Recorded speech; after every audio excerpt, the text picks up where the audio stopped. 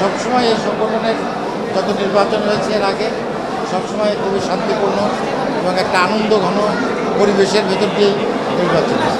তো এবারও আশা করি সেই পরিবেশ অব্যাহত আছে এবং বিকেল পর্যন্ত একদম রেজাল্ট হওয়া পর্যন্ত সেই পরিবেশ থাকবে এবং আমরা খুবই আনন্দ ঘন পরিবেশে সবার সাথে মিলেমিশে ভোটের এই উৎসবটাকে উদযাপন করি। প্রত্যাশা তো অবশ্যই আছে, যারা এই সংগঠন যেন সুন্দর সুষ্ঠুভাবে চলে এবং এই সংগঠনের একটা সংগঠন তো একটা প্রক্রিয়ার ভেতর দিয়ে যায় এবং তারা যেন আমাদের যারা অভিনেতা অভিনেত্রী আছে তাদের স্বার্থ সংশ্লিষ্ট কাজ করে এবং আমাদের যে আমাদের শিল্প সংস্কৃতি তার জন্য উন্নত হয়, আমাদের নাটকের যেন মান উন্নয়ন হয়, এই বিষয়গুলি আমরা তাদের কাছে চাই এবং সংগঠন একটা সুন্দর পরিবেশের ভিতর দিয়ে আমাদের সংগঠনটা সামনে দিকে যায়।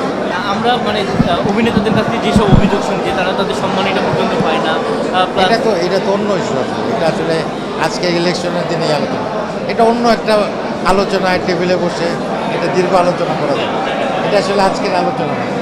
তো আজকে এটাই শেষ কথা যে আমাদের পরিবেশটা অত্যন্ত সুন্দর আছে, আমরা খুব শান্তিপূর্ণ সেই প্রত্যাশাই আছে যে যারা নির্বাচিত হয়ে আসবে তারাও আমাদের সংগঠনের জন্য কাজ করবে, যারা নির্বাচিত হবে না তারাও এই সংগঠনের সঙ্গে থাকবে, সংগঠনের ভালো মন্দ তারাও তুলে ধরবে, তাদেরও কথা বলবে।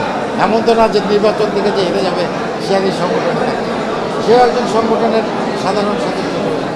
স্যার, কেউ কেউ বলছে যে নির্বাচন মানে আমাদের নির্বাচন মানে একটি মিলন মেলা, এটাকে আপনি কীভাবে? হ্যাঁ, অবশ্যই আমরা তো সবসময় এটাকে উৎসব হিসেবে উদযাপন করি। আমরা শুধু এটা ইলেকশন না, এটা আমাদের একটা নির্বাচনী উৎসব, আমরা সেই উৎসবটাকে উদযাপন করতে চাই সবাই মিলে।